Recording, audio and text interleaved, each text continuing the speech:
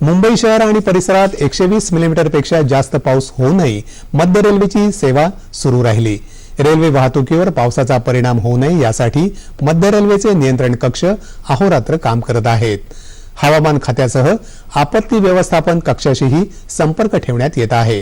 पावसामुळे पाणी साचणारी 19 संवेदनशील ठिकाणं ओळखून तिथं 12.5 आणि 32 अश्वशक्तीचे पंप लावण्यात आले आहेत। याआधी 70 मिलीमीटर पाऊस झाल्यावरही रेल्वे सेवेवर त्याचा परिणाम होत असे। मात्र यावेळी जोरदार पावसातही रेल्वे सेवा सुरू राहिल्याचं मध्य रेल्वेनं म्हटलं आहे।